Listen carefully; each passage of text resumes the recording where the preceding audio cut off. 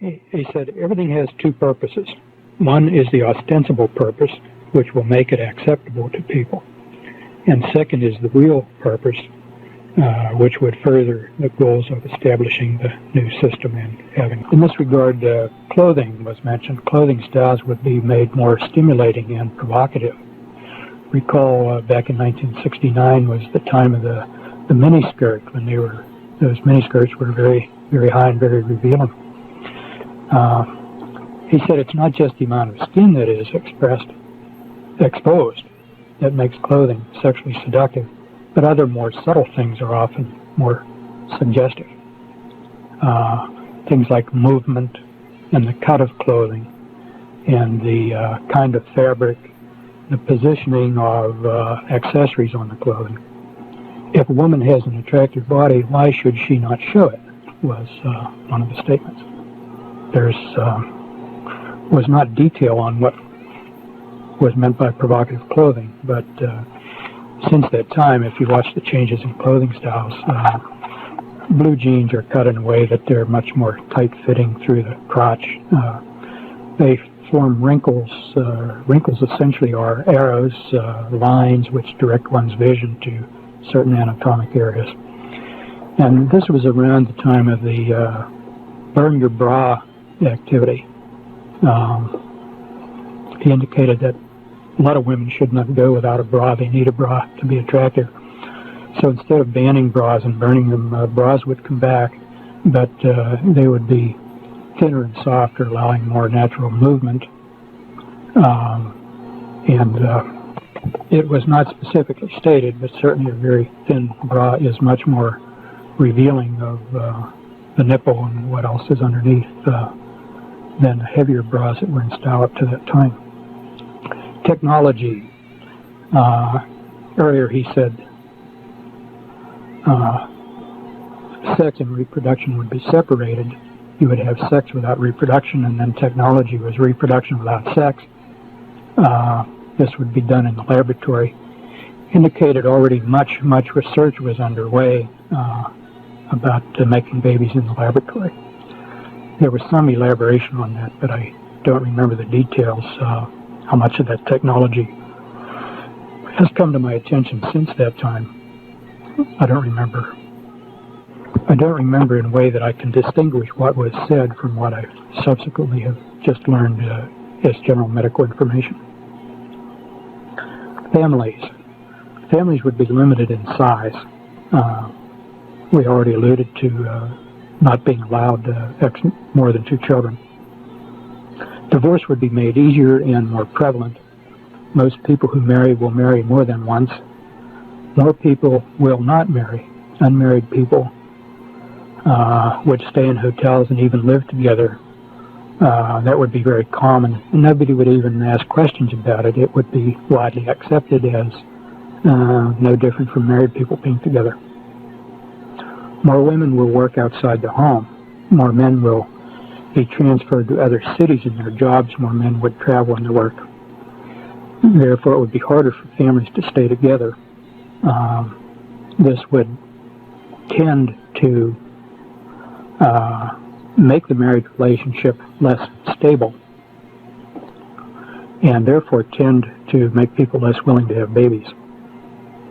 And the extended family would be smaller and more remote.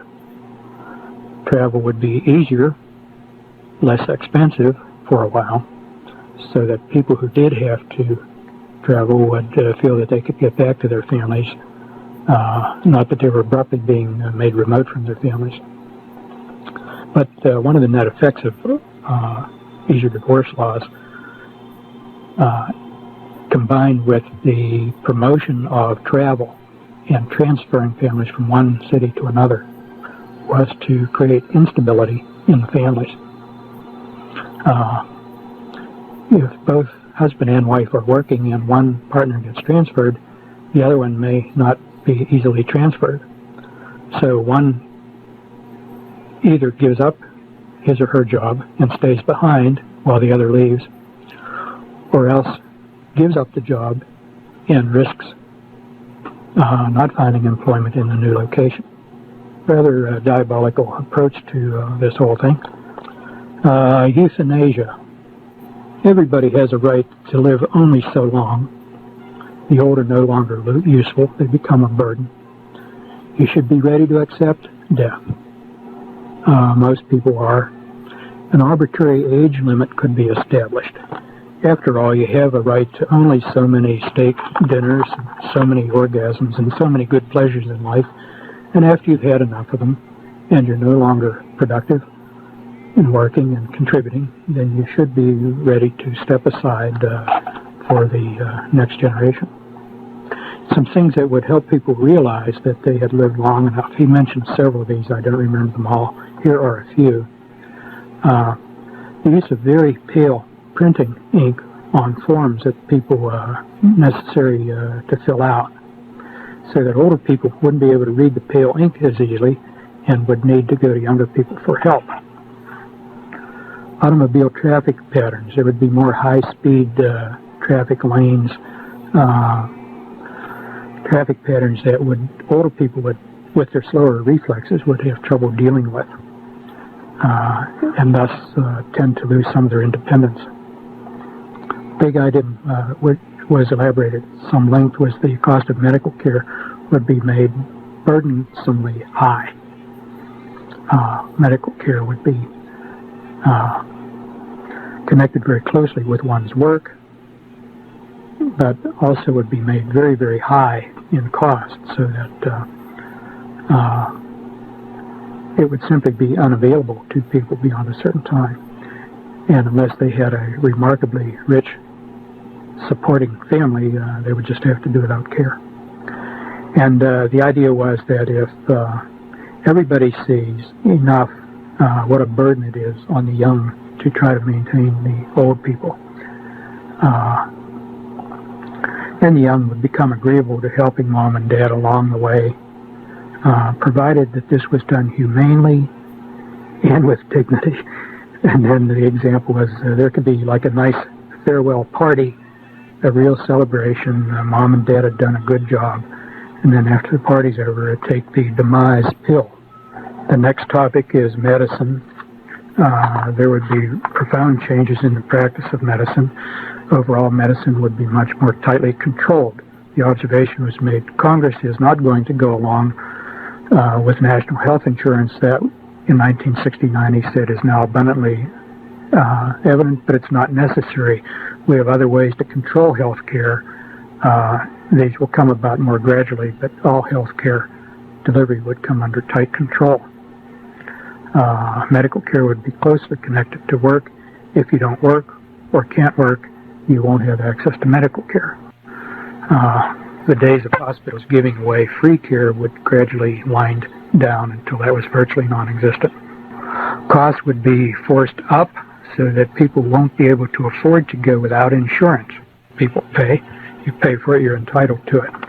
It was only subsequently that I began to realize the extent to which you would not be paying for it. Your medical care would be paid for by others, and therefore you would gratefully accept on bended knee what was offered to you as a privilege. Your role being responsible for your own care would be diminished. As an aside here, this is not something that was developed at that time. I didn't understand at the time, but as an aside, the way this works, everybody's made dependent on insurance. And if you don't have insurance and you pay directly, the cost of your care is enormous. The insurance company, however, paying for your care does not pay that same amount. If you are charged, say, $600 for the use of an operating room, the insurance company does not pay $600 on your part. They pay $300 or $400. And that differential in billing has the desired effect. It enables the insurance company to pay for that which you could never pay for. They get a discount that's unavailable to you. When you see your bill, you're grateful that the insurance company can do that, and in this way you are dependent and virtually required to have insurance. The whole billing is fraudulent. Anyhow, continuing on now, access to hospitals would be tightly controlled. Identification will be needed to get into the building.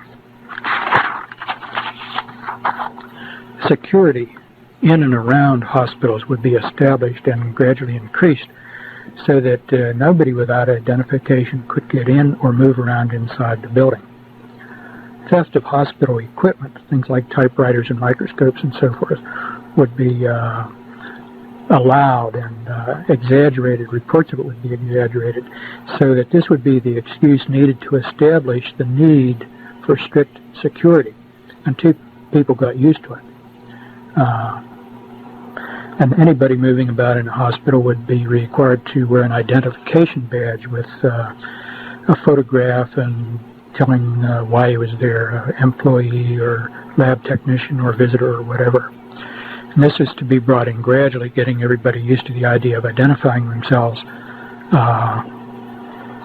until it was just accepted. This need for ID to move about would start in small ways, hospitals, some businesses, but gradually expand to include everybody in all places. It was observed that hospitals can be used to confine people for the treatment of criminals. This did not mean necessarily medical treatment. At that time, I did not know the word psycho prison, as in the Soviet Union, but without trying to recall all the details, basically it was describing the use of hospitals both for treating the sick and for confinement of criminals for reasons other than the medical well-being of the criminal. Definition of criminal was not given. The image of the doctor would change. No longer would he be seen as an individual professional in service to individual patients, but the doctor would be gradually recognized as a highly skilled technician, and his job would change. The job is to include things like executions by lethal injection. The image of the doctor as being a powerful, independent person would have to be changed. And he went on to say, doctors that make entirely too much money, they should advertise like any other product. Lawyers would be advertising too. Keep in mind, this was an audience of doctors being addressed by a doctor, and it was interesting that he would make some rather insulting statements to his audience without fear of antagonizing us. The solo practitioner would become a thing of the past. A few diehards might try to hold out, but most doctors would be employed by an institution of one kind or another. Group practice would be encouraged, corporations would be encouraged, and then once the corporate image of medical care, as this gradually became more and more acceptable, doctors would more and more become employees rather than independent contractors. And along with that, of course, unstated but necessary, is the employee serves his employer, not his patient. So that's, and we've already seen quite a lot of that in the last 20 years, and apparently more on the horizon. The term HMO was not used at that time, but as you look at HMOs, you see this is the way that medical care is being taken over since the national health insurance approach did not get through the Congress. A few diehard doctors may try to make a go of it, remaining in solo practice, remaining independent, which parenthetically is me. But they would suffer great loss of income. They'd be able to scrape by maybe, but never really live comfortably as those who were willing to become employees of the system. Ultimately, there would be no room at all for the solo practitioner after the system is entrenched. Next heading to talk about is health and disease. He said there would be new diseases to appear, which had not ever been seen before, would be very difficult to diagnose and be untreatable, at least for a long time. No elaboration was made on this, but I remember not long after hearing this presentation, when I had a puzzling diagnosis to make, I would be wondering, is this what he was talking about? Is this a case of what he was talking about? Some years later, as age ultimately developed. I think AIDS was at least one example of what he was talking about. I now think that AIDS probably is a manufactured disease. Cancer. He said we can cure almost every cancer right now. Information is on file in the Rockefeller Institute if it's ever decided that it should be released. But consider, if people stopped dying of cancer, how rapidly we would become overpopulated. You may as well die of cancer as something else. Efforts at cancer treatment would be geared more toward comfort than toward cure. There was some statement that ultimately the cancer cures which were being hidden in the Rockefeller Institute would come to light because independent researchers might bring them out despite these efforts to suppress them. But at least for the time being, letting people die of cancer was a good thing to do because it would slow down the problem of overpopulation. Another very interesting thing was heart attacks. He said, there is now a way to simulate a real heart attack. It can be used as a means of assassination. Only a very skilled pathologist who knew exactly what to look for at an autopsy could distinguish this from the real thing. I thought that was a very surprising and shocking thing to hear from this particular man at that particular time. This and business of the cancer cure really still stand out sharply in my memory because they were so shocking and at that time seemed to me out of character. He then went on to talk about nutrition and exercise, sort of in the same framework. People would have to eat right and exercise right to live as long as before. Most won't. This in the connection of nutrition, there was no specific statement that I can recall as to particular nutrients that would be either inadequate or in excess. In retrospect, I tend to think he meant high salt diets and high fat diets would predispose toward high blood pressure and premature arteriosclerotic heart disease, and that if people were too dumb or too lazy to exercise as they should, then their circulating fats would go up and predispose to disease. And he said something about diet information about proper diet would be widely available, but most people, particularly stupid people who had no right to continue living anyway, they would ignore the advice and just go on and eat what was convenient and tasted good. There were some other unpleasant things said about food. I just can't recall what they were, but I do remember of having reflections about wanting to plant a garden in the backyard to get around whatever these contaminated foods would be. I regret I don't remember the details, the rest of this about nutrition and hazardous nutrition. With regard to exercise, he went on to say that more people would be exercising more, especially running, because everybody can run. You don't need any special equipment or place. You can run wherever you are. As he put it, people will be running all over the place. And in this vein, he pointed out how supply produces demand, and this was in reference to athletic clothing and equipment, as this would be made more widely available and glamorized, particularly as regards running shoes. This would stimulate people to develop an interest in running, and as part of a whole sort of public propaganda campaign, people would be encouraged then to buy the attractive sports equipment and to get into exercise. Again, well, in connection with nutrition, he also mentioned that public eating places would rapidly increase. That this had a connection with the family too. As more and more people ate out, eating at home would become less important. People would be less dependent on their kitchens at home.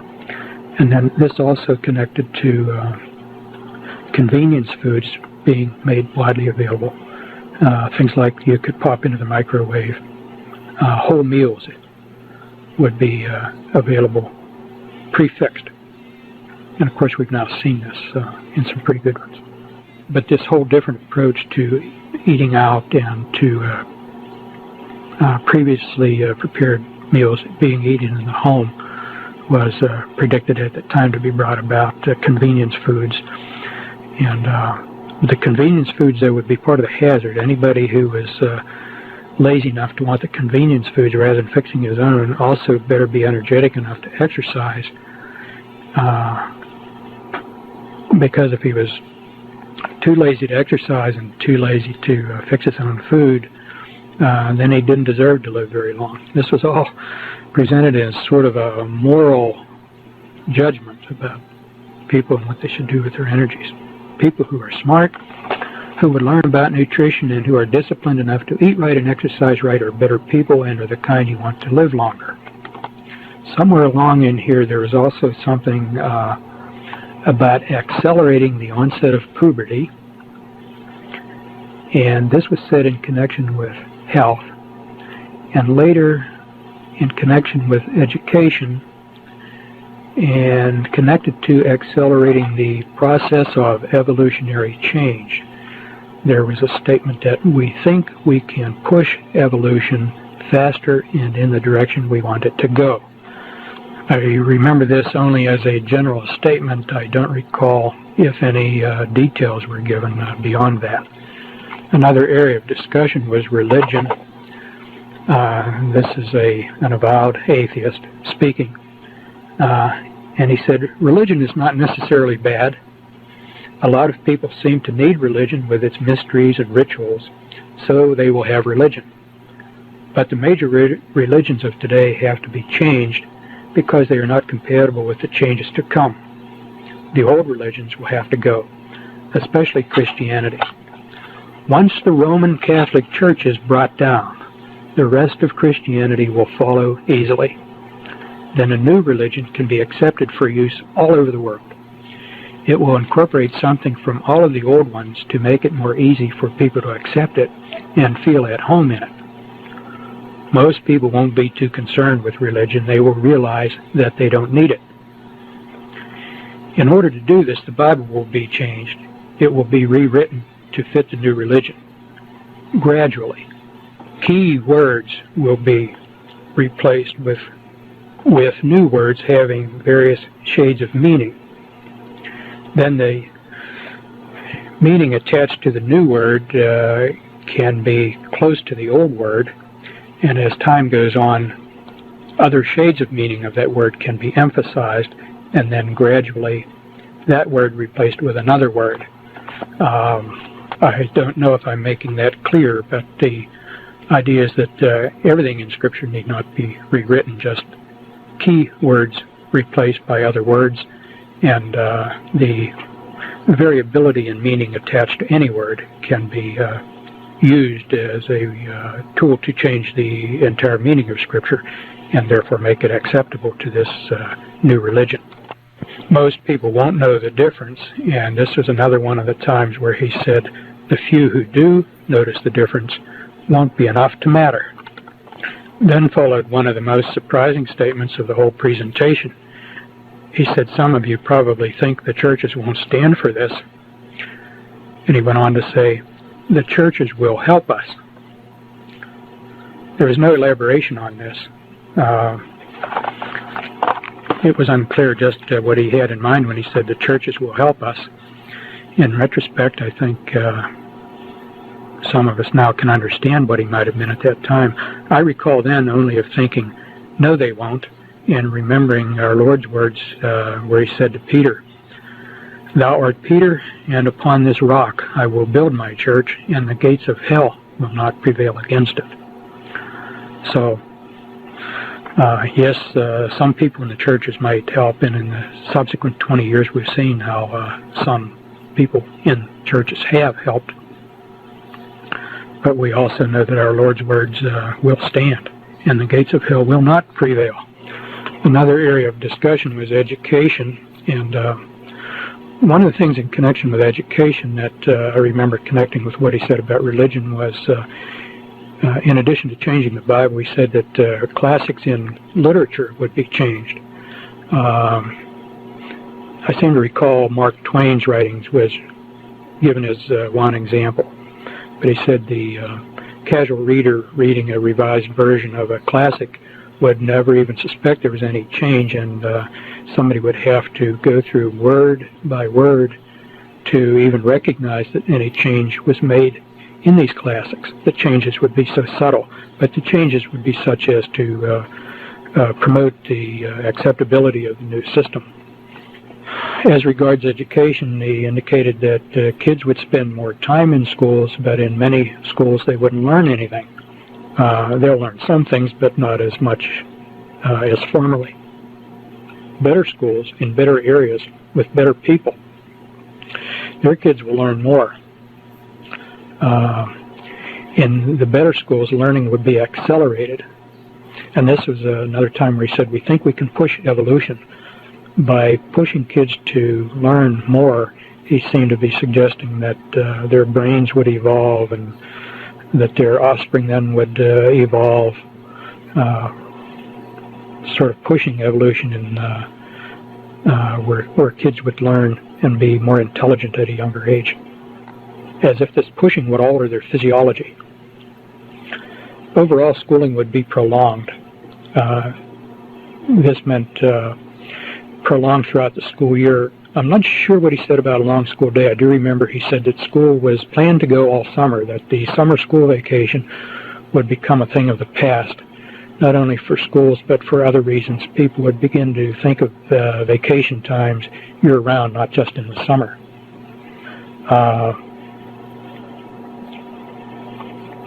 For most people, it would take longer to complete their education.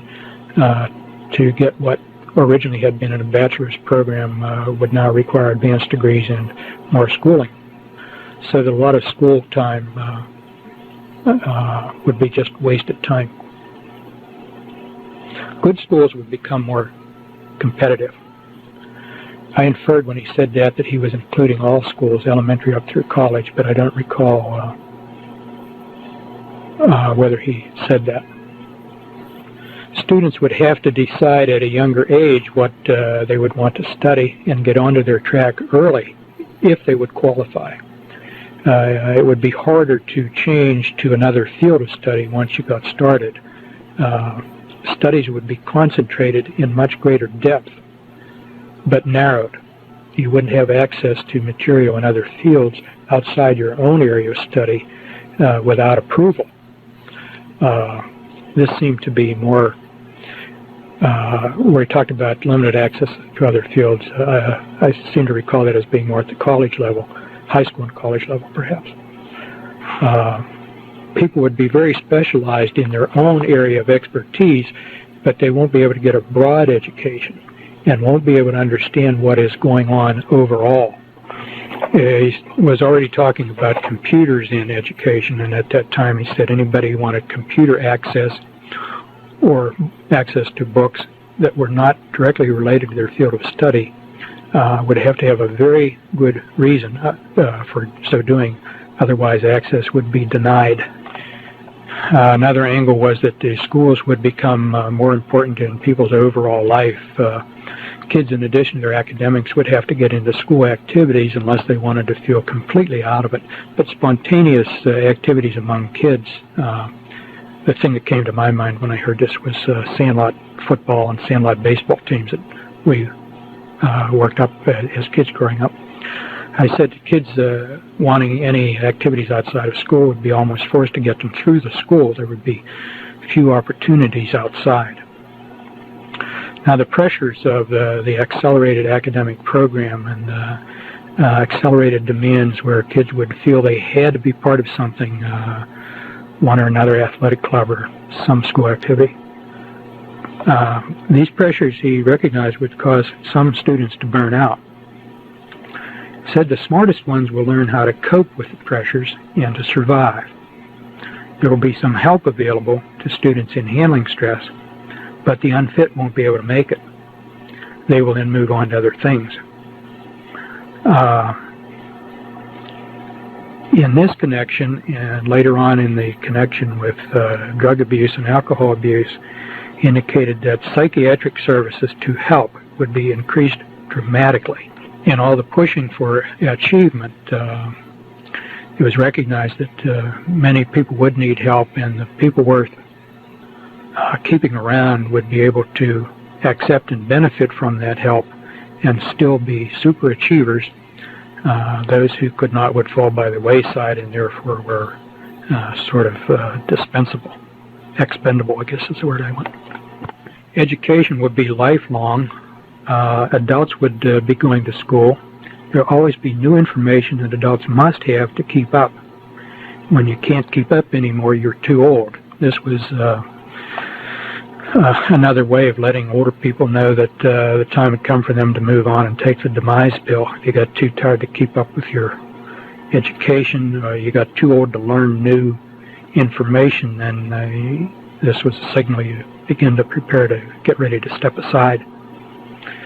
In addition to revising the classics, which I alluded to a while ago with revising the Bible, he said some books would just disappear from libraries. This was in the vein that some books contain information or contain ideas that should not be kept around, and therefore those books would disappear.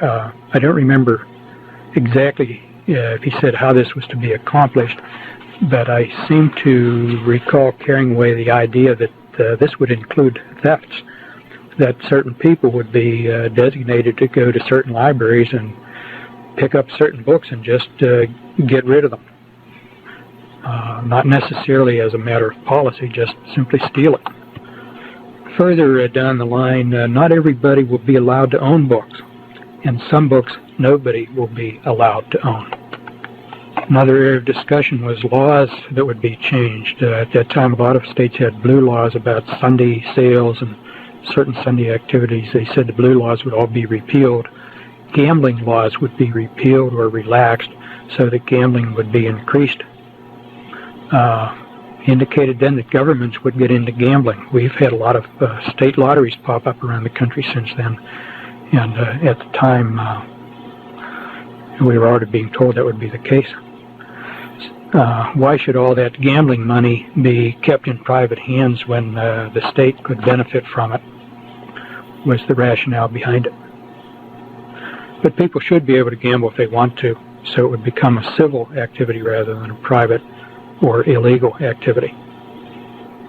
Bankruptcy laws would be changed. I don't remember the details, but just that they would be, and I know subsequent to that time they have been. Antitrust laws would be changed or be interpreted differently, or both. In connection with the changing antitrust laws, there was some statement that, in a sense, competition would be increased, but this would be increased competition within otherwise controlled circumstances. So it's not a free competition. I recall having the impression that it was like competition, but within members of a club. There would be nobody outside the club who would be able to compete. Sort of like teams competing within a professional sports league. If you're in the NFL or the American or National Baseball leagues, you compete within the league, but the league is all in agreement on what the rules of competition are. Not a really free competition. Drug use would be increased, alcohol abuse would be increased, and law enforcement efforts against drugs would be increased. On first hearing that, it sounded like a contradiction. Why increase drug abuse and simultaneously increase law enforcement against drug abuse? But the idea is that in part the increased availability of drugs would provide a sort of law of the jungle whereby the weak and the unfit would be selected out. There was a statement made at that time, before the earth was overpopulated, there was a law of the jungle where only the fittest survived. You had to be able to protect yourself against the elements and wild animals and disease, and if you were fit, you survived. But now that we've become so civilized, we're over-civilized, and the unfit are unable to survive only at the expense of those who are more fit. And the abuse of drugs then would restore, in a certain sense, the law of the jungle and selection of the fittest for survival. News about drug abuse and law enforcement efforts would tend to keep drugs in the public consciousness, and would also tend to reduce this unwarranted American complacency that the world is a safe place and a nice place. The same thing would happen with alcohol. Alcohol abuse would be both promoted and demoted at the same time. The vulnerable and the weak would respond to the promotions and therefore use and abuse more alcohol. Drunk driving would become more of a problem, and stricter rules about driving under the influence would be established so that more and more people would lose their privilege to drive. This also had connection with something we'll get to later about overall restrictions on travel. Not everybody should be free to travel the way they do now in the United States. People don't have a need to travel that way. It's a privilege, was kind of the high-handed way it was put. Again, much more in the way of psychological services would be made available to help those who got hooked on drugs and alcohol. The idea being that in order to promote this drug and alcohol abuse, to screen out some of the unfit, people who otherwise are pretty good also would be subject to getting hooked. And if they were really worth their salt, they would have enough sense to seek psychological counseling and to benefit from it. So this was presented as sort of a redeeming value on the part of the planners. It was as if he were saying, you think we're bad in promoting these evil things, but look how nice we are. We're also providing a way out. More jails would be needed. Hospitals could serve as jails. Some new hospital construction would be designed so as to make them adaptable to jail-like use. Nothing is permanent. Streets would be rerouted, renamed. Areas you had not seen in a while then would become unfamiliar. Among other things, this would contribute to older people feeling that it was time to move on. People would feel they couldn't even keep up now with the changes in areas that were once familiar. Vacant buildings would be left to stand empty and to deteriorate, and streets would be allowed to deteriorate in certain localities. The purpose of this was to provide the jungle a depressed atmosphere for the unfit. Somewhere in this same connection, he mentioned buildings and bridges would be made so that they would collapse after a while. There would be more accidents involving airplanes and railroads and automobiles. All of this to contribute to the feeling of insecurity, that nothing was safe.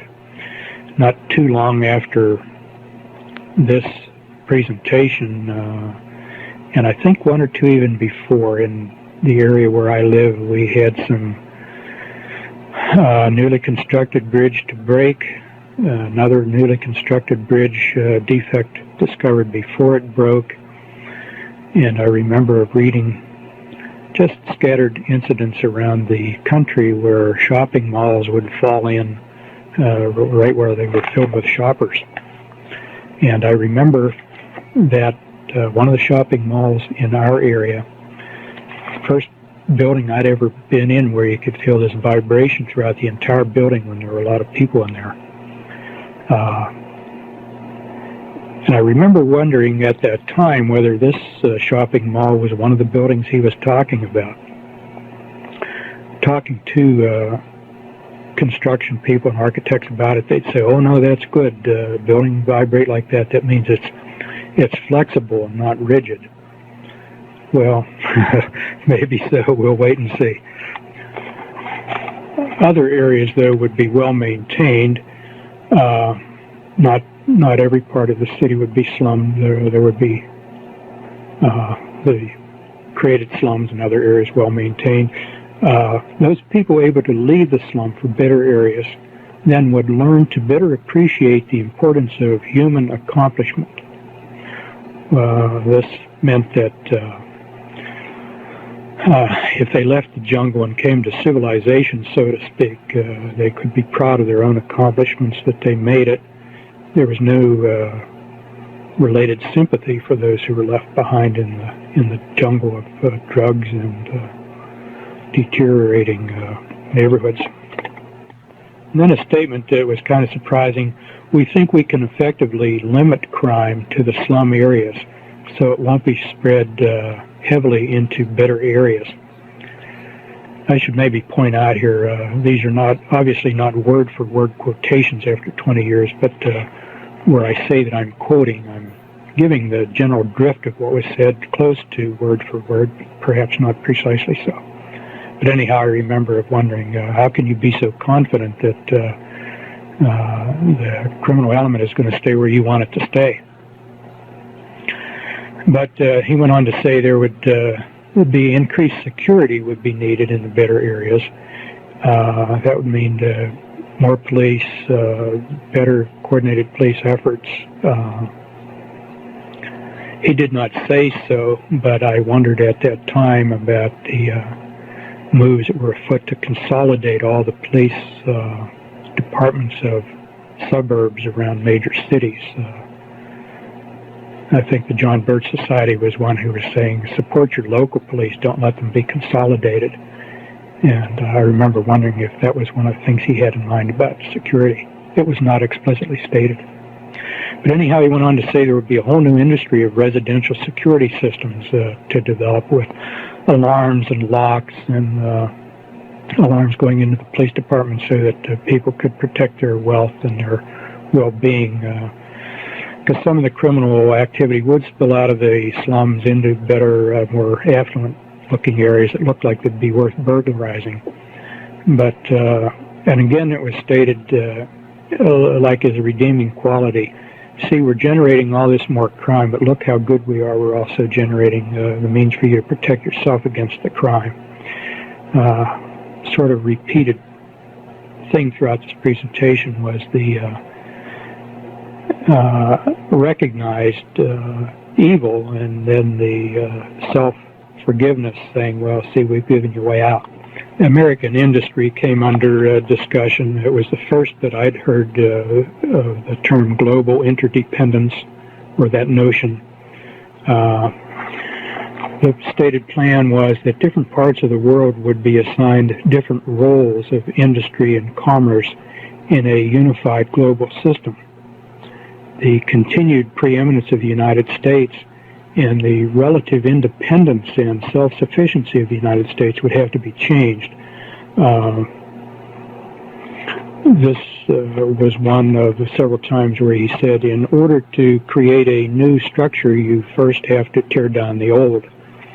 And American industry was one example of that.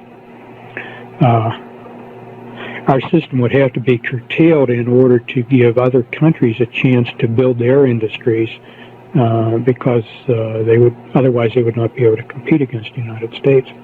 And this was especially true of our heavy industries that would be cut back while the same industries were being developed in other countries, notably Japan. And at this point there was some discussion of steel, and particularly automobiles. I remember saying that automobiles would be imported from Japan on a equal footing with our own domestically produced automobiles, but the Japanese product would be better. Things would be made so they would break and fall apart. That is in the United States. So that people would tend to prefer the imported variety, and this would give a bit of a boost to foreign competitors. One example was Japanese. In 1969, Japanese automobiles, if they were sold here at all, I don't remember, but they certainly weren't very popular. But the idea was you would get a little bit disgusted with your Ford, GM, or Chrysler product or whatever, because little things like window handles would fall off more, and plastic parts would break that, had they been made of metal, would hold up. Your patriotism about buying American would soon give way to practicality, that if you bought Japanese or German or imported, that it would last longer and you'd be better off. patriotism would go down the drain then. There was mention elsewhere of things being made to fall apart too. One of the, I don't remember specific items that, if they were even stated other than automobiles, but I do recall having the impression, sort of in my imagination, of a surgeon having something fall apart in his hands in the operating room at a critical time. Was he including this sort of thing in his discussion? But somewhere in this discussion about things being made deliberately defective and unreliable, not only was to tear down patriotism, but to be just a little source of irritation to people who would use such things. Again, the idea that you not feel terribly secure, promoting the notion that the world isn't a terribly reliable place. The United States was to be kept strong in information, communications, high technology, education, and agriculture. The United States was seen as continuing to be sort of the keystone of this global system, but heavy industry would be transported out. One of the comments made about heavy industry was we had had enough environmental damage from smokestacks and industrial waste, and some of the other people could put up with that for a while. This again was supposed to be a redeeming quality for Americans to accept. You took away our industry, but you saved our environment. So we really didn't lose anything. And along this line, there were talks, there was then discussion about people losing their jobs as a result of industry and opportunities for retraining, and particularly population shifts would be brought about. This is sort of an aside, but I think I'll explore the aside before I forget it more. Population shifts were to be brought about so that people would be tending to move into the Sun Belt. There would be sort of people without roots in their new locations, and traditions are easier to change in a place where there are a lot of transplanted people as compared to trying to change traditions in a place where people grew up and had an extended family where they had roots. Things like new medical care systems, if you pick up from Northeast Industrial City and you transplant yourself to the South, Sun Belt, or Southwest, you'll be more accepting of whatever kind of, for example, controlled medical care you find there than you would accept a change in the medical care system where you had roots and the support of your family. Also in this vein, it was mentioned that he used the plural personal pronoun we. We take control first of the port cities, New York, San Francisco, Seattle. The idea being that this is a piece of strategy, the idea being that if you control the port cities with your philosophy and your way of life, the heartland in between has to yield. I can't elaborate more on that, but it is interesting that if you look around the most liberal areas in the country, and progressively so are the seacoast cities, the heartland, the Midwest, does seem to have maintained its conservatism. But as you take away industry and jobs and relocate people, then this is a strategy to break down conservatism.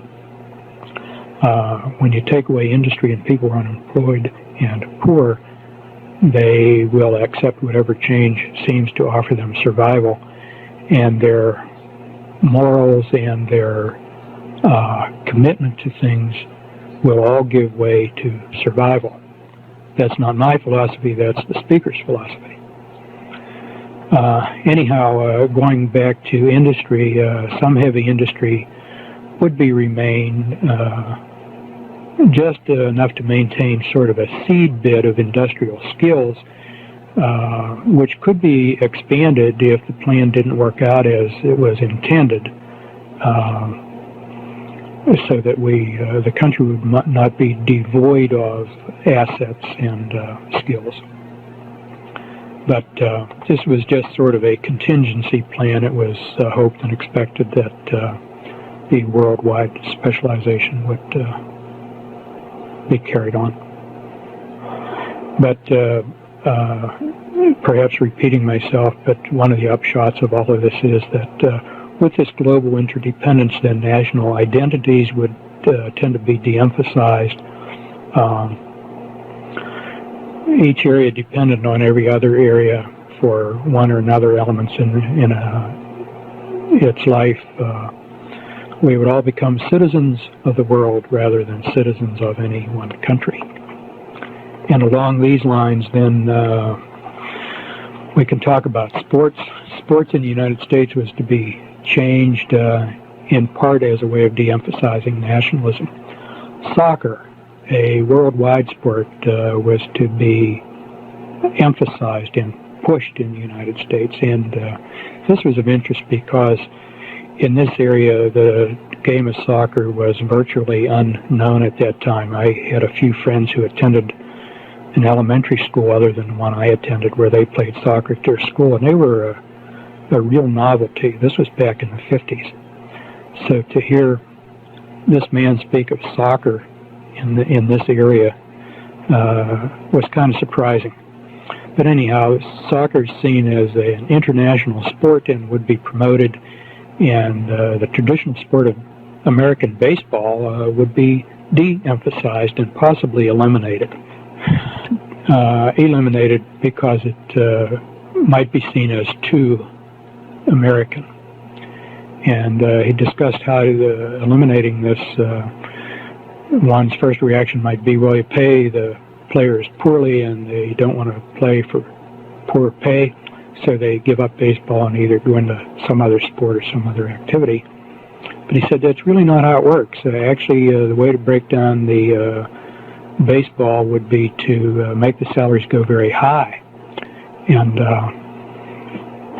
the idea behind this was that as the salaries got ridiculously high, there would be a certain amount of discontent and antagonism as people resented athletes being paid so much, and the athletes would begin more and more to resent among themselves what other players were paid, and would tend to abandon the sport.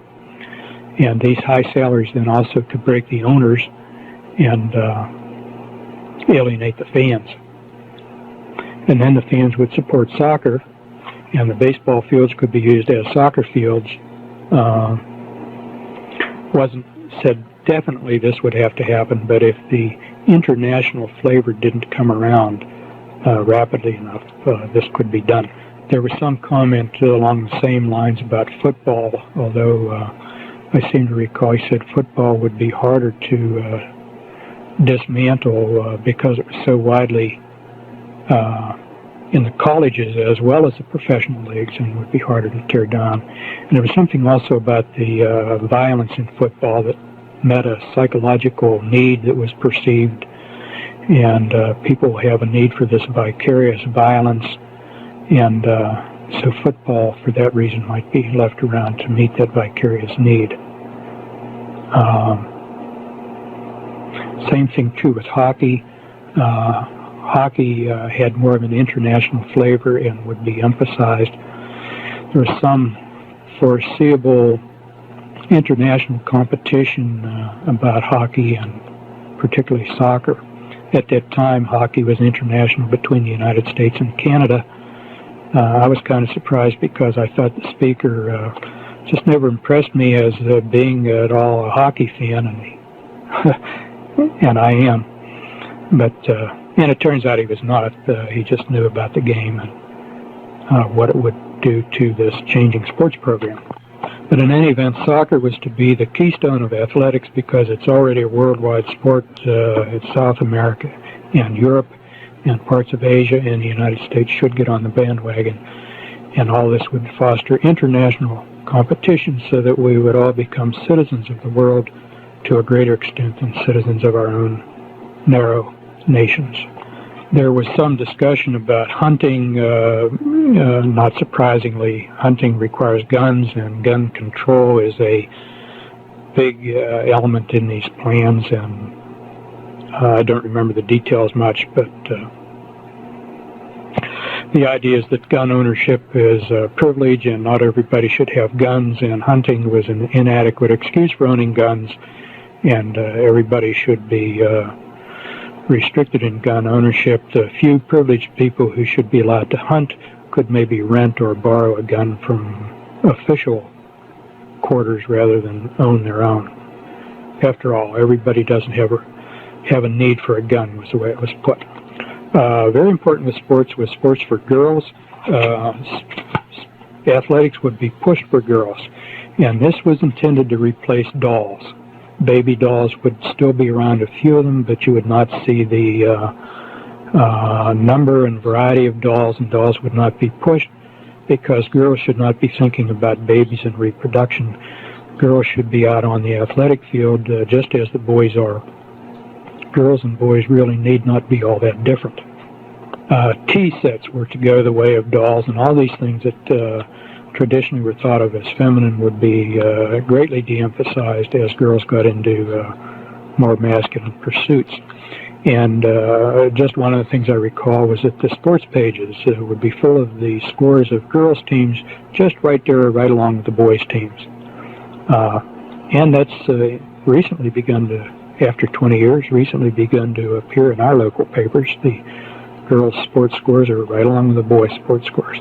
So all of this to change the role model of what a young girl should look to be while she's growing up. She should look to be an athlete rather than to look forward to being a mother.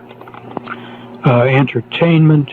Movies would gradually be made more explicit as regards sex and language. After all, sex and rough language are real, and why pretend that they are not? There would be pornographic movies in the theaters, on television, and VCRs were not around at that time, but it indicated that these cassettes would be available, and video cassette players would be available for use in the home, and pornographic movies would be available on these VCRs as well as in the neighborhood theater and on your television. It said something like people, you'll see people in the movies doing everything you can think of. Went on to say that, and all of this is to bring sex out in the open. That was another comment that was made several times, a term, sex out in the open. Violence would be made more graphic. This was intended to desensitize people to violence. There might need to be a time when people would witness real violence and be a part of it. Later on, it'll become clear where this is headed. So there would be more realistic violence in entertainment, would make it easier for people to adjust. People's attitudes towards death would change, and they would not be so fearful of it, but more accepting of it, and not be so aghast at the sight of dead people or injured people. We don't need to have a genteel population paralyzed by what they might see. People would just learn to say, well, I don't want that to happen to me. This was the first statement suggesting that the plan includes numerous human casualties which the survivors would see. This particular aspect of the presentation came back in my memory very sharply a few years later when a movie about the Lone Ranger came out, and I took my very young son to see it, and early in the movie were some very violent scenes. One of the victims shot in the forehead, and there was sort of a splat where the bullet entered his forehead and some blood, and I remember regretting that I took my son, and remember of feeling anger toward the doctor who spoke. Not that he made the movie, but he agreed to be part of this movement, and I was repelled by the movie, and it brought back this aspect of his presentation very sharply in my memory. As regards music, he made a rather straightforward statement like, music will get worse. And in 1969, the rock music was getting more and more unpleasant. It was interesting that just his word, the way he expressed it, it would get worse, acknowledging that it was already bad. Lyrics would become more openly sexual. No new sugary romantic music would be publicized like that which had been written before that time. All the old music would be brought back on certain radio stations and records for older people to hear. And older folks would have sort of their own radio stations to hear it. And the younger people, their music, as it got worse and worse, would be on their stations. And he seemed to indicate that one group would not hear the other group's music. Older folks would just refuse to hear the junk that was offered to young people, and the young people would accept the junk because it was identified them as their generation and helped them feel distinct from the older generation. I remember at the time of thinking that would not last very long because even young kids wouldn't like the junk. When they got a chance to hear the older music that was prettier, they would gravitate toward it. Unfortunately, I was wrong about that. When the kids get through their teens and into their 20s, some of them improve their taste in music, but unfortunately, he was right. They get used to this junk, and that's all they want. A lot of them can't stand really pretty music. He went on to say the music would carry a message to the young, and nobody would even know the message was there. They'd just think it was loud music. At the time, I didn't understand quite what he meant by that, but in retrospect, I think we know what the messages are in the music for the young. And again, he was right. This aspect was sort of summarized with a notion that entertainment would be a tool to influence young people, won't change the older people. They're already set in their ways. But the changes would be all aimed at the young who are in their formative years, and the older generation would be passing. Not only could you not change them, but they're relatively unimportant anyhow. Once they live out their lives and are gone, the younger generation being formed are the ones that would be important for the future in the 21st century. He also indicated all the old movies would be brought back again, and I remember on hearing that, through my mind ran quickly the memories of a number of old movies that I wondered if they would be included, the ones that I thought I would like to see again. Along with bringing back old music and old movies for older people, there were other privileges that also would be accorded older folks. Free transportation, breaks on purchases, discounts, tax discounts, a number of privileges just because they were older. And this was stated to be sort of a reward for the generation which had grown up through the Depression and had survived the rigors of World War II. They had deserved it, and they were going to be rewarded with all these goodies.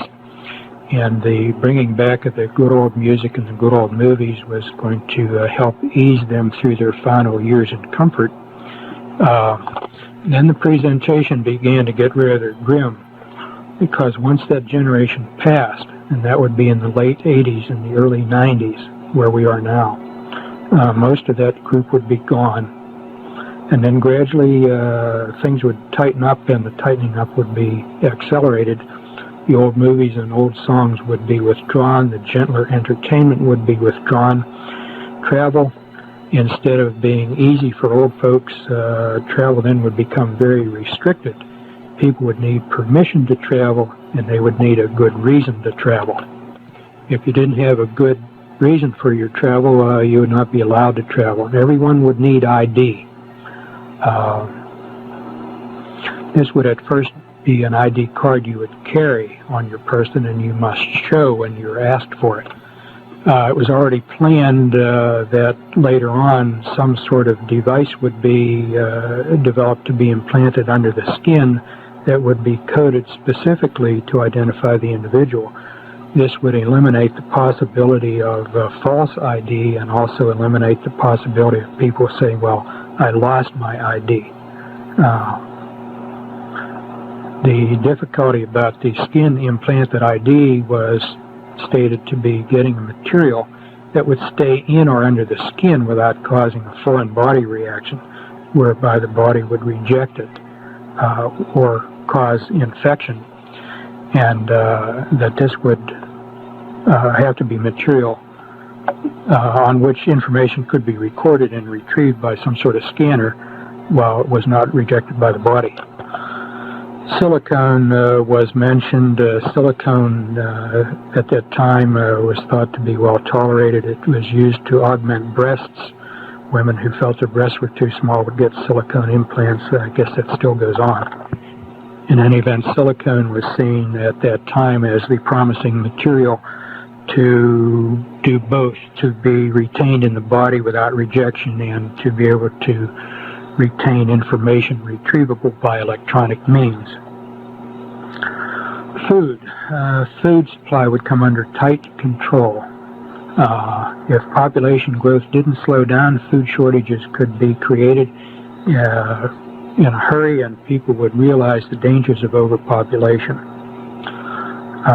Ultimately, whether the population slows down or not, though, the food supply is to be brought under centralized control so that people would have enough to be well nourished, but they would not have enough to support any fugitive from the new system.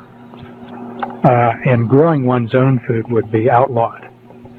This would be done under some sort of pretext. In the beginning, I mentioned there were two purposes for everything. One, the ostensible purpose, and two, the real purpose. And an ostensible purpose here would be that growing your own vegetables was unsafe, it would spread disease or something like that. So the acceptable idea was to protect the consumer, but the real idea is to limit the food supply, and growing your own food would be illegal. And if you persist in illegal activities like growing food, then you're a criminal. There was a mention then of weather, W-E-A-T-H-E-R. This was another really striking statement. He said, we can, or soon will be able to control the weather. He said, I'm not merely referring to dropping iodide crystals into clouds to precipitate rain that's already there, but real control. And weather was seen as a weapon of war, a weapon of influencing public policy. You could make rain or withhold rain in order to influence certain areas and bring them under your control. There were two sides to this that were kind of striking. He said, on the one hand, you can make drought during the growing season so that nothing will grow, and on the other hand, you can make for very heavy rains during the harvest seasons so that the fields are too muddy to bring in the harvest, and indeed one might be able to do both. There was no statement how this would be done. It was stated that it was either already possible or very, very close to being possible. Politics. He said, very few people know how government really works. Something to the effect that elected officials are influenced in ways that they don't even realize. And they carry out plans that have been made for them, and they think they are that they are authors of the plans. But actually they've been, are manipulated in ways that they don't understand. Somewhere in the presentation he made two statements that I want to insert at this time. I don't remember just where they were made, but they're valid as in terms of the general overall view. The one statement, people can carry in their minds and act upon two contradictory ideas at the same time, provided these two contradictory ideas are kept far enough apart. And the other one, the other statement is, you can know pretty well how rational people are going to respond to certain circumstances or to certain information that they encounter. So to determine the response you want, you need only control the kind of data or information that they are presented or the kinds of circumstances they're in. And being rational people, they'll do what you want them to do. They may not fully understand what they're doing or why. somewhere in this connection and was a statement admitting that some scientific research data could be, and indeed has been, falsified in order to bring about desired results. And here it was said, people don't ask the right questions. Some people are too trusting. Now, this was an interesting statement because the speaker and the audience, all being doctors of medicine and supposedly very objectively, dispassionately scientific, and science being the be-all and end-all, well, to falsify data, scientific research data, in that setting is like blasphemy in the church. You just don't do that. Anyhow, out of all of this was to, on the political scene, was to come the new international governing body, probably to come through the UN and with the World Court, but not necessarily through those structures. It could be brought about in other ways. Acceptance of the UN at that time was seen as not being as wide as had been hoped. Efforts would continue to give the United Nations increasing importance. People would be more and more used to the idea of relinquishing some national sovereignty. Economic interdependence would foster this goal from a peaceful standpoint. Avoidance of war would foster it from the standpoint of worrying about hostilities. It was recognized that doing it peaceably was better than doing it by war. It was stated at this point that war is obsolete. And I thought that was an interesting phrase because obsolete means something that once was seen as useful is no longer useful. But war is obsolete, this being because of the nuclear bombs. War is no longer controllable. Formerly, wars could be controlled, but if nuclear weapons would fall into the wrong hands, there could be an unintended nuclear disaster. It was not stated who the wrong hands are. We were free to infer that maybe this meant terrorists, but in more recent years I'm wondering whether the wrong hands might also include people that we've assumed have had nuclear weapons all along. Maybe they don't have them. Just as it was stated that industry would be preserved in the United States a little bit, just in case the worldwide plans didn't work out, just in case some country or some other powerful person decided to bolt from the pack and go his own way. One wonders whether this might also be true with nuclear weapons. When you hear that he said they might fall into the wrong hands, there was some statement that the possession of nuclear weapons has been tightly controlled, sort of implying that anybody who had nuclear weapons was intended to have them. That would necessarily have included the Soviet Union, if indeed they have them. But I recall at the time of wondering, are you telling us or are you implying that that this country willingly gave nuclear weapons to the Soviets? At that time, that seemed like a terribly unthinkable thing to do, much less to admit.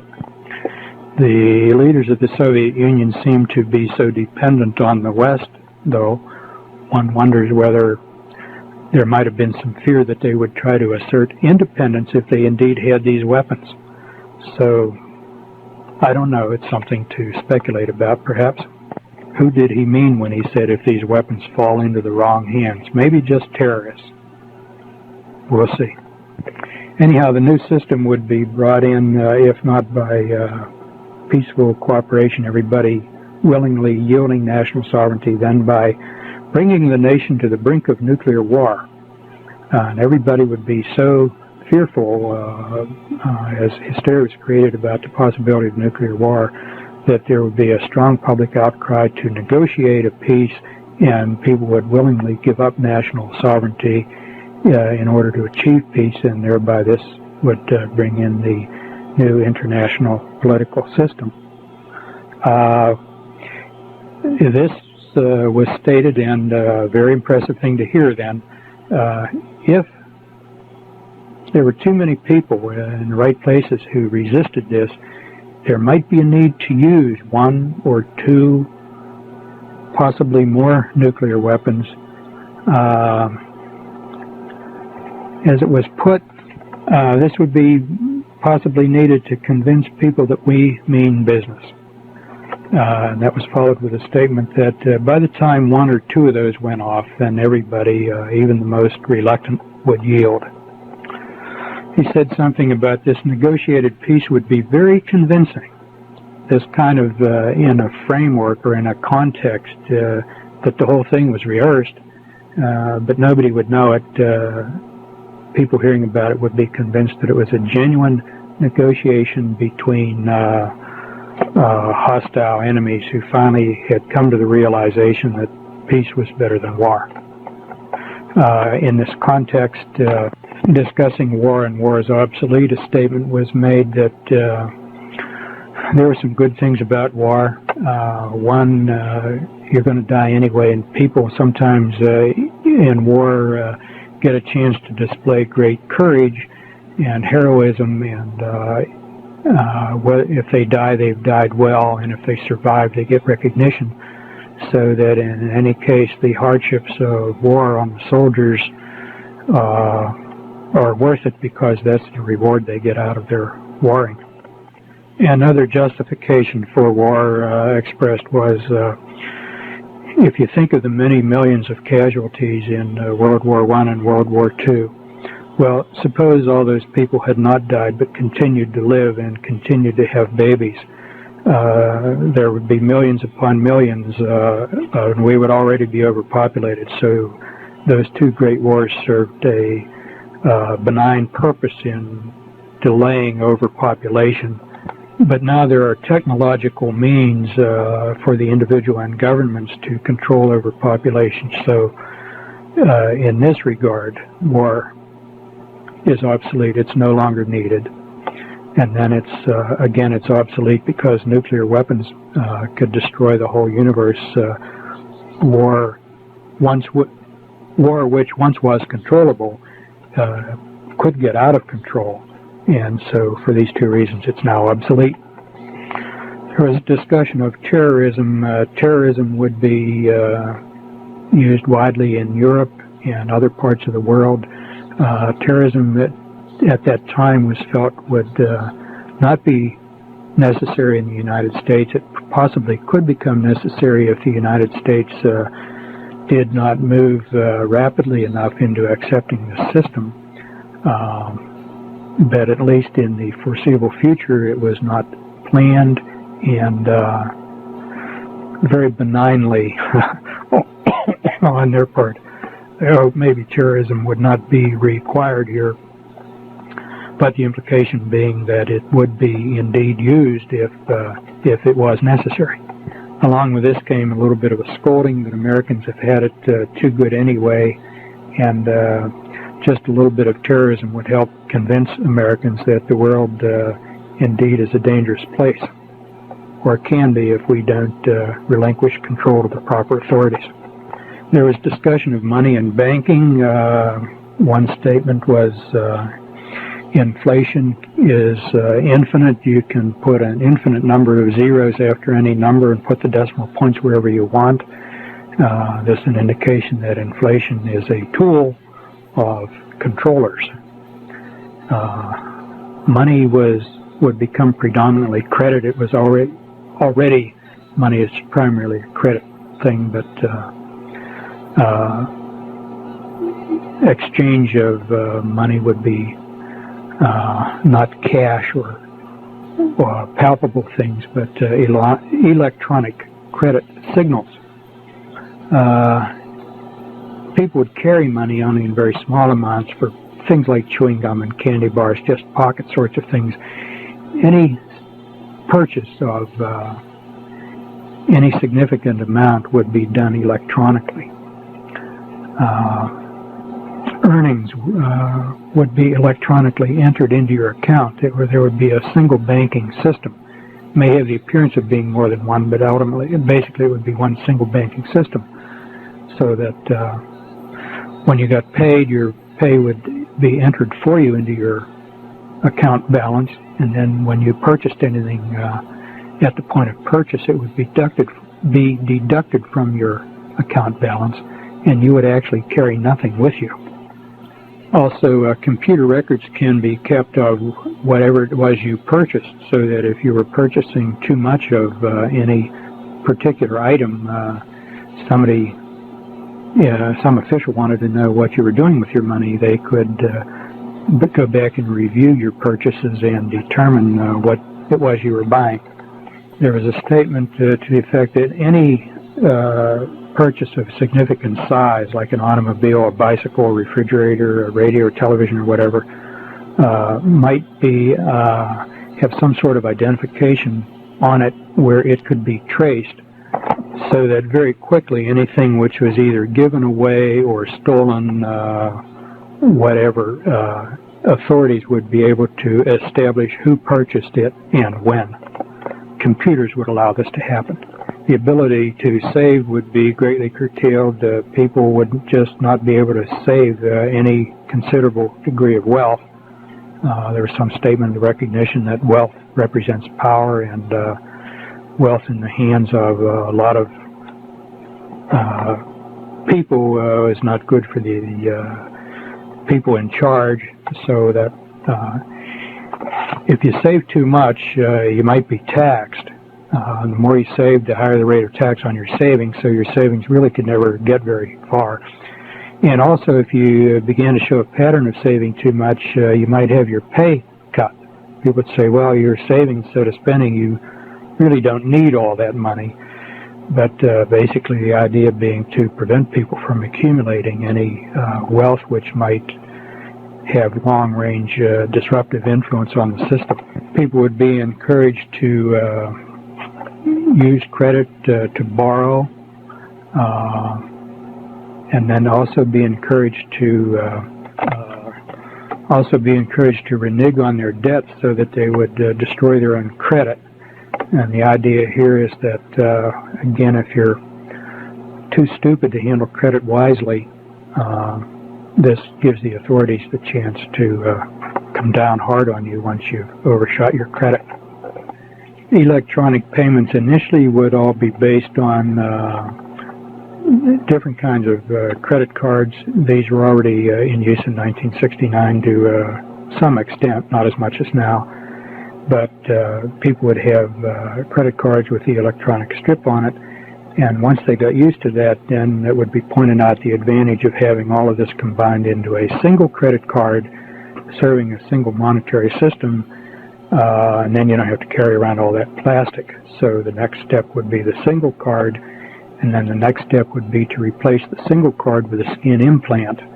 The single card could be lost or stolen, give rise to problems, could be exchanged with somebody else to confuse identity. The skin implant, on the other hand, would be not losable or counterfeitable or transferable to another person, so you and your accounts would be identified without any possibility of error. And the skin implant, of course, would have to be put somewhere that was convenient to the scanner, for example, your right hand or your forehead. At that time when I heard this, I was unfamiliar with the statements in the book of Revelation. The speaker went on to say, now some of you people who read the Bible will attach significance to this, to the Bible, but he went on to disclaim any biblical significance at all. This is just common sense of how the system could work and should work, and there's no need to read any superstitious biblical principles into it. As I say, at the time I was not very familiar with the words of Revelation. Shortly after that I became familiar with them, and the significance of what he said really was striking. I'll never forget it. There was some mention also of implants that would lend themselves to surveillance by providing radio signals. This could be under the skin, or a dental implant put in like a filling, so that either fugitives or possibly every citizen could be identified by a certain frequency from his personal transmitter and could be located at any time or in any place by any authority who wanted to find him. This would be particularly useful if somebody broke out of prison. There was more discussion of personal surveillance. One thing was said, you'll be watching television and somebody will be watching you at the same time at a central monitoring station. Television sets would have a device to enable this. The TV set would not have to be on in order for this to be operative. Also, the television set can be used to monitor what you are watching. People can tell what you're watching on the TV and how you're reacting to what you're watching. You would not know that you were being watched while you were watching your television. How would we get people to accept these things into their homes? Well, people would buy them when they buy their own television. They won't know that they're on there at first. This was described as being by what we now know as cable TV to replace antenna TV. When you buy a TV set, this monitor would just be a part of the set, and most people would not have enough knowledge of electronics to know it's there in the beginning. And then the cable would be the means of carrying the surveillance message to the monitor.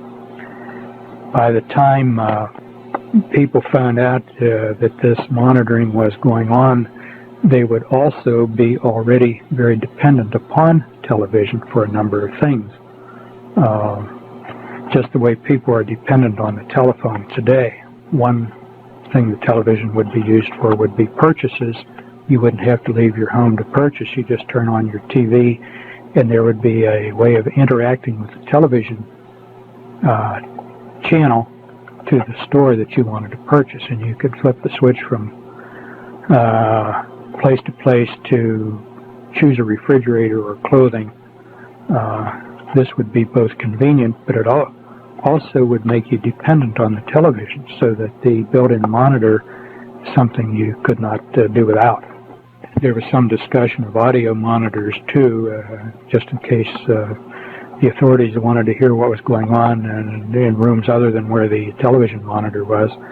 And in regard to this, the statement was made, any wire going into your house, for example, your telephone wire, could be used this way.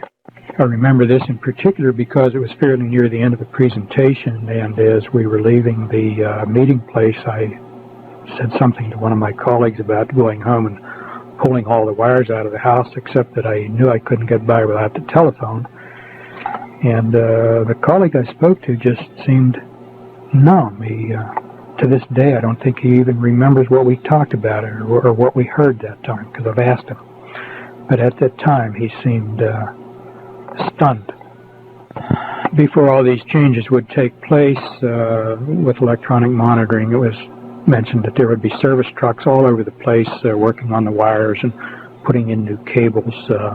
This is how people who were on the inside would know how things were progressing. Privately owned housing would become a thing of the past. Cost of housing and financing housing would gradually be made so high that most people couldn't afford it. People who already owned their houses would be allowed to keep them, but as years go by, it would be more and more difficult for young people to buy a house. Young people would more and more become renters, particularly in apartments or condominiums. More and more unsold houses would stand vacant. People just couldn't buy them. But the cost of housing would not come down. You'd right away think, well, the vacant house, the price will come down, people will buy it. But there was some statement that to the effect that the price would be held high, even though there was many of them available, so that free marketplaces would not operate. People would not be able to buy these, and gradually more and more of the population would be forced into small apartments small apartments which would not accommodate very many children. Then as the number of real homeowners diminished, they would become a minority. There would be no sympathy for them from the majority who dwelled in apartments, and then these homes could be taken by increased taxes or other regulations that would be detrimental to home ownership and would be acceptable to the majority. Ultimately, people would be assigned where they would live, and it would be common to have non-family members living with you. This by way of your not knowing just how far you could trust anybody. This would all be under the control of a central housing authority. Have this in mind in 1990 when the census comes out and they ask how many bedrooms in your house, how many bathrooms in your house, do you have a finished game room? This information really is personal and of no national interest to government under our existing Constitution, but you'll be asked those questions and decide how you want to respond to them. When the new system takes over, people will be expected to sign allegiance to it, indicating they don't have any reservations or holding back to the old system. There just won't be any room, he said, for people who won't go along. We can't have such people cluttering up the place, so such people would be taken to special places. And here I don't remember the exact words, but the inference I drew was that at these special places where they were taken, then they would not live very long. He may have said something like disposed of humanely, but I don't remember very precisely, just the impression that the system was not going to support them when they would not go along with the system. That would leave death as the only alternative. Somewhere in this vein, he said there would not be any martyrs. When I first heard that, I thought he meant that people would not be killed, but as the presentation developed, what he meant was they would not be killed in such a way or disposed of in such a way that they could serve as inspiration to other people, the way martyrs do. Rather, he said something like this, people will just disappear. Just a few additional items sort of thrown in here at the end, which I failed to include where they belong more appropriately. One, the bringing in of the new system, he said, probably would occur on a weekend in the winter. Everything would shut down on Friday evening, and Monday morning when everybody wakened, there would be an announcement made that the new system was in place. During the process of getting the United States ready for these changes, he commented everybody would be busier with less leisure time and less opportunity for people to really look about and see what was going on around them. Also, there would be more changes, more difficult to keep up as far as one's investments. Investment instruments would be changing, policies, interest rates changing, so that it would be a difficult job just to keep up with what you had already earned. Interesting about automobiles, it would look as though there were many, many varieties of automobiles, but when you looked very closely, there would be great duplication. It would be made to look different with chrome and wheel covers and this sort of thing, but looking closely, one would see that the same automobile was made by more than one manufacturer. This recently was brought home to me when I was in a parking lot and saw a small Ford, I forget the model, and a small Japanese automobile, which were identical, except for little things like the number of holes in the wheel cover and the chrome around the plate and the shape of the grille. But if you looked at the basic parts of the automobiles, they were identical. They just happened to be parked side by side where I was struck with this, and I was again reminded of what had been said many years ago. I'm hurrying here because I'm near the end of the tape, and let me just summarize by saying to hear all of these things said by one individual at one time in one place, relating to so many different human endeavors, and then to look and see how many of these actually came about, that is, changes accomplished between then and now, and the things which are planned for the future. I think there's no denying that this is controlled, and there is indeed a conspiracy. question then becomes what to do, and I think first off we must put our faith in God and pray and ask for His guidance. And secondly, I think do what we can to inform other individuals as much as possible, as much as they may be interested. Some people just don't care because they're preoccupied with getting along in their own personal endeavors. But as much as possible, I think we should try to inform other people who may be interested, and again, put our faith and trust in God and pray constantly for His guidance and for the courage to accept what we may be facing in the near future, rather than accept peace and justice, which we hear so much now. It's a cliche. Let's insist on liberty and justice for all.